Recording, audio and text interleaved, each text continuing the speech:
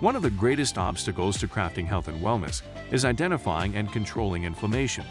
It's at the core of all complex and chronic diseases, and it's the driving mechanism that underlies the most common symptoms that people like you struggle to overcome. Join us as we explore cutting-edge science and research to give you the information and tools you need to create the quality of life you want and deserve. And now, here is the host of Inflammation Nation, Dr. Stephen Noseworthy. All right, we're back with part 2 of food sensitivity testing, talking about tier 2 tests that I commonly do, but I don't do with everyone, and things that you need to know about food sensitivity testing. And the first thing that we talked about in the first episode was just simply understanding that you can only see what you test for. And that's important because there are different branches of the immune system that have the potential to create food sensitivity responses or food allergies.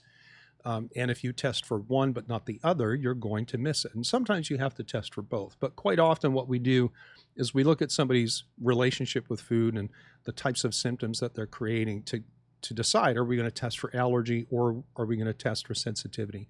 And just to be real clean on that, true allergy involves the IgE system. It's a type 1 immediate onset hypersensitivity that usually results in things like hives, itching, and swelling, might need an EpiPen injection to control. Whereas sensitivity involves mostly the IgG system, delayed onset hypersensitivity, where the reaction to the food can come on as much as 3 days after the exposure. So they're kind of hard to track down with things like diet diaries. And the IgG system is, again, not true allergy. It is a sensitivity, even though both of them are immune system responses. And this is, I think, one of the things that gets missed by conventionally minded doctors when they think about, oh, that's a sensitivity, it's not an allergy. Well, both of them create symptoms, number one, and that's reason enough to take them seriously. Number two, both of them involve an activation of the immune system. It's just different parts. And just because something doesn't produce an anaphylactic response doesn't mean it's not clinically relevant. It doesn't mean that it's not serious, particularly when you look at it from the perspective of the person who's suffering the food sensitivity symptomatology. Tell someone with massive migraines that are IgG sensitivity related that, oh, don't worry about your migraines related to food because it's not an allergy. That would be absolutely ridiculous. So as we ended the last episode, I was saying that there's, beyond deciding are you going to test for allergy or sensitivity, or conceivably both, there are several things that you need to know about food sensitivity testing. We started with the fact that you have to be eating foods that you're testing for to get reliable results, because once you eliminate a food from your diet, the antibodies that would tell us you're reacting to that, whether it's an IgE or an IgG response, they go down to normal after 6 weeks of eliminating that food. And so you can't be gluten-free for more than a couple of months and expect to go do a gluten sensitivity test and see if you're reacting to gluten, because theoretically shouldn't, unless you've been incidentally exposed, or maybe you've not been 100% gluten-free. A lot of the people that I talk to as potential new clients when they're applying to work with me, there's a question on my intake form about their diet, and there's an option to check I'm gluten-free or I'm mostly gluten-free. And being mostly gluten-free is the same as not being gluten-free, because if you eat anything, you're not gluten-free. We'll come back to that probably on a different episode. So I want to continue on with 2 other things and maybe a couple more that we need to understand and know about food sensitivity testing before we call this topic a wrap. The second item that I mentioned in the last episode is that you have to know that some foods or some things cross-react with foods and then can give you false positives. And so false negatives come, for example, when you run a test on a food that you would react to if you're eating it, but you're not eating it. That would be a false negative. But you can get false positives too, where you can actually run a food sensitivity panel and get a positive result for a food that you never have eaten in your entire life. Or maybe you had it once when you were a kid and you're 40 years old now, and you're like, that's weird. I've never had that, or I can't remember having that, yet it says that I'm reacting to it. Well, here's how this can work, right? If you've done much reading or listening to any of the wellness experts that are out there in the last few years, you're probably come across the concept of cross-reactivity or molecular mimicry. This is a phenomena where some things, or let's say two things, look enough alike to your body that your immune system mistakes one for the other. And this happens when two things that are different share the same amino acid sequence in their protein structures. And literally is a case of mistaken identity. Now, cross reactivity in the sense can happen in different ways in different domains. We can have food to food cross reactivity. We'll talk more about that when we get to the episode where we talk specifically about gluten sensitivity and foods that cross react with gluten or potentially cross react with gluten. So we have food to food cross reactivity potential. We have microbe to food cross reactivity potential. So meaning that you might have some kind of a chronic infection like a virus that changes what your food sensitivity panel tells you. And we can also have food and microbe to human tissue cross reactivity, where infections in your body or foods that you eat cross react with your own tissue, and they can trigger or flare up different autoimmunities. Now, it's a more complicated topic. If you want to hear more about that, then just shoot me an email at podcast@drnoseworthy.com, podcast@drnoseworthy.com, and just let me know like you'd like to hear more about this food and microbe to human tissue cross reactivity. So anyways, with food to food cross reactivity, here's a prime example. And I'm just going to pick on gluten or dairy because those things are easy to pick on. So let's say that you are gluten sensitive and you go gluten-free for 6 months and you're doing a good job. You're not mostly gluten-free, you're truly gluten-free. And somewhere along the way, someone suggests, hey, why don't we test you for gluten sensitivity? And when the test should be negative, because you've been gluten-free for more than 6 weeks, you do the test and unexpectedly it shows up as positive.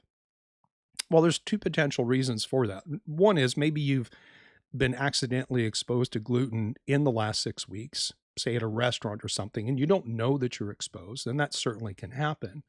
Or if we assume that you're doing a good job of being gluten-free and you've not been accidentally exposed, you might be eating something that your immune system thinks is gluten, so it shows you a gluten response on a test. And now we'll tease that out in a lot more detail when we do devote a full episode or two to this topic. But things like dairy, casein specifically, rice, white rice, and oats are all potential cross reactors with gluten, meaning that at a molecular level, some people's immune systems can't tell the difference between gluten and dairy, or gluten and rice, or gluten and oats. And so they get a false positive. And this cross reactivity can also happen between foods and chronic infections. Here's a great example. I know this lady who, at the time, and we're going back probably at least 10 years, maybe more than that. But anyways, this lady who was at the time, she was a 20-year strict vegan. And not me, but someone she was working with ran a food sensitivity panel on her. And every single animal protein on the list came back positive. And needless to say, that shook her faith in the testing and the doctor, because the doctor who ordered the test, because she had not eaten any animal products for 20 years. Now, the mystery was solved when we found that she had a chronic reactivating Epstein-Barr virus infection, which is known to potentially cross-react with all manner of foods. And so she got a bunch of false positives that started to really muddy the waters. But it was very clear she had not eaten animal products for 20 years. Either the test was unreliable in the sense that it didn't test what you said it tested, or there's something else as a confounding factor. And that was the case. And this is fairly well established in the medical literature, this concept of cross-reactivity between food and between microbes like chronic viruses. Epstein-Barr is a classic example. It's not the only one. But someone who comes up with a whole bunch of reactions to foods that they're not eating might be a signal that someone's got a chronic infection. And maybe we'll go off and do a panel looking for Epstein-Barr, again, for example.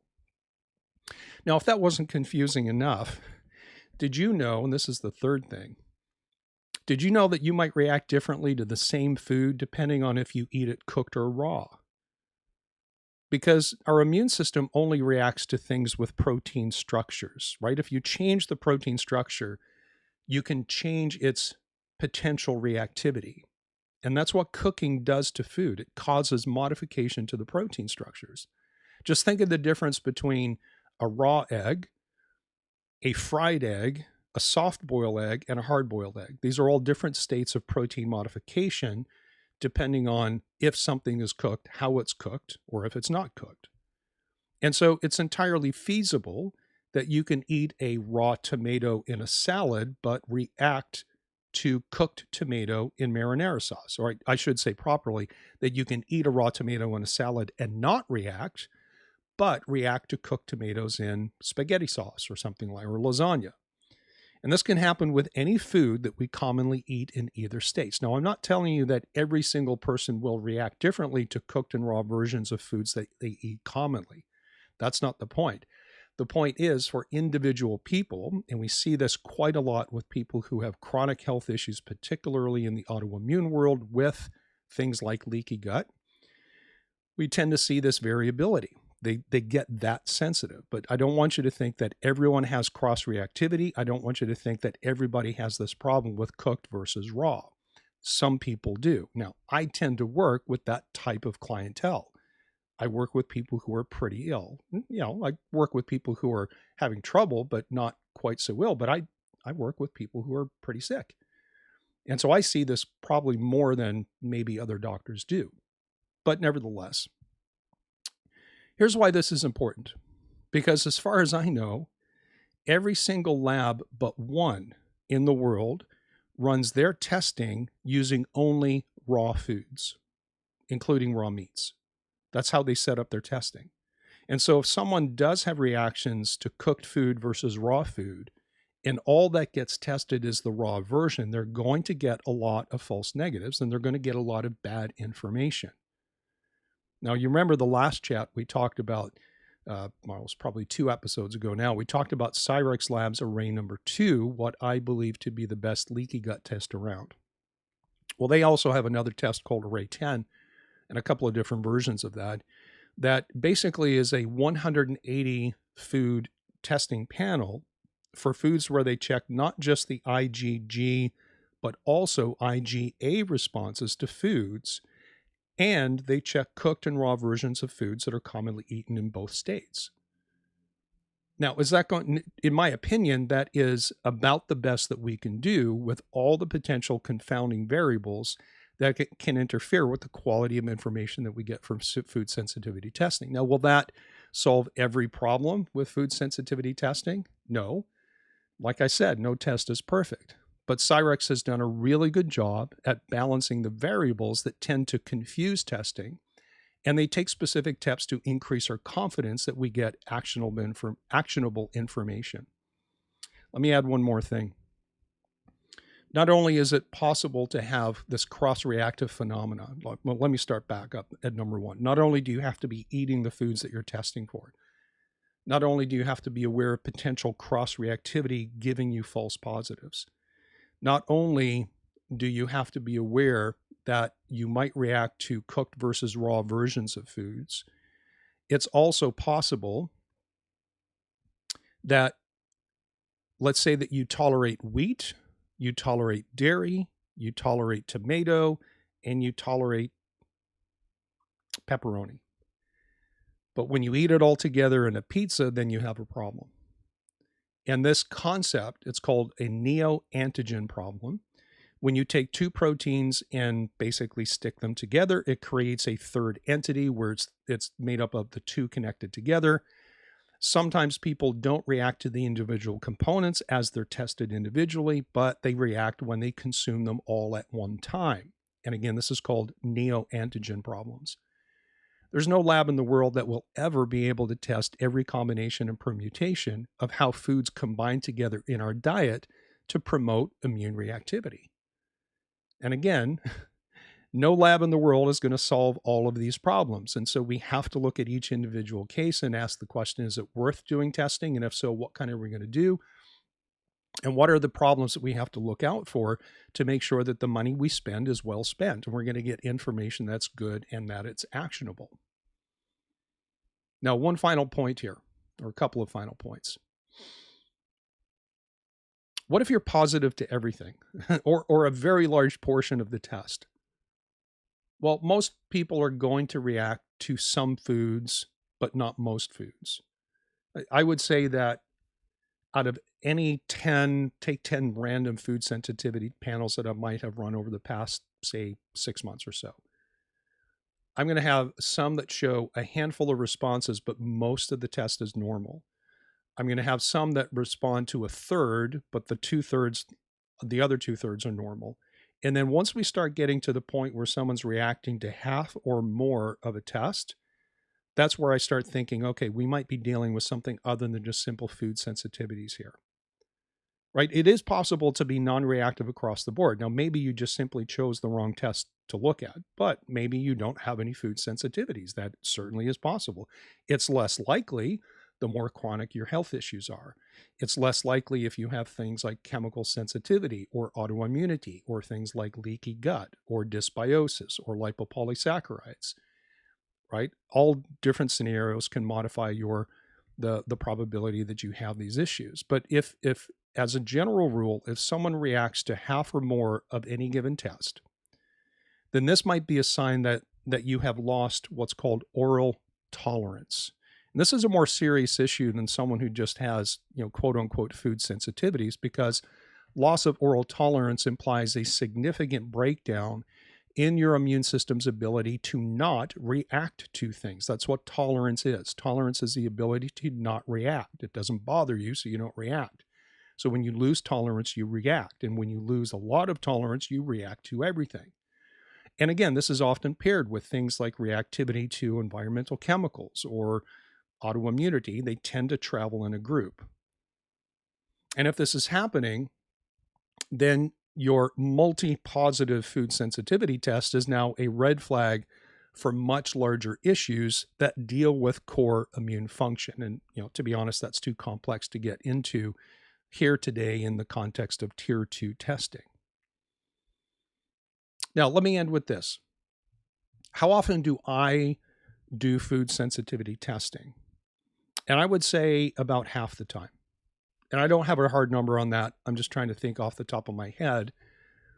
I mean, it's about 50-50 with any new client that I take on in my one-on-one coaching, whether or not we're going to do food sensitivity. Even if it turns out that we both think that foods are part of their problem, right? And the most limiting factor that leads me to recommend against food testing is that someone has limited their diet so much on their own that the test is going to be largely useless.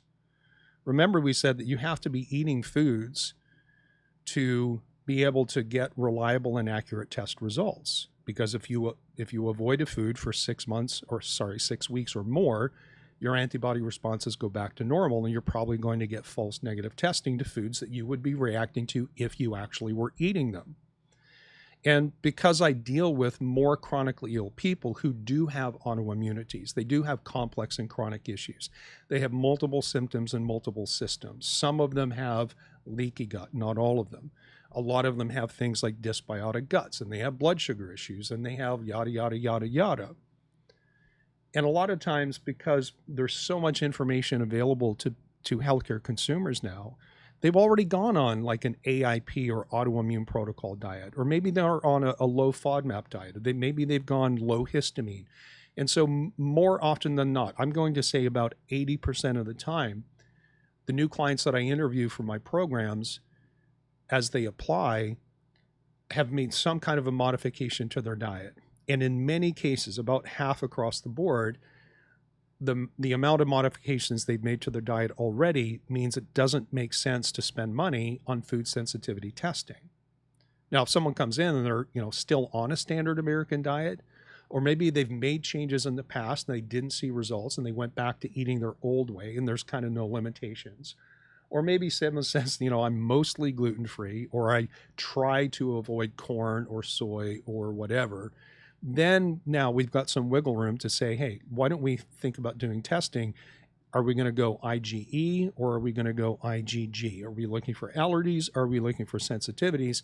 And what do we think are the probabilities that we might get some false results based on other things, like, for example, based on whether or not they have chronic infections, and we see microbe to food cross-reactivity.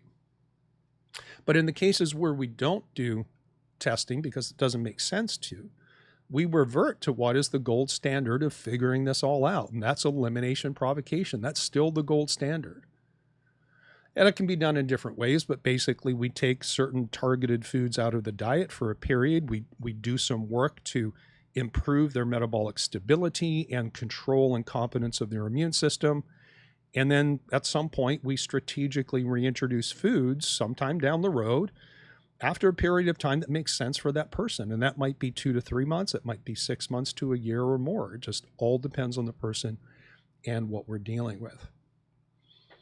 All right, we're going to bring that portion to a close. When we come back, we'll talk a little bit about ancillary type things that really don't fall under the moniker of food sensitivity testing. We're going to talk about them just under that same topic heading, but we're talking about things like lectins and oxalates and histamines or neurotoxins. And we'll be back again in the next episode with some more information about Tier 2 testing.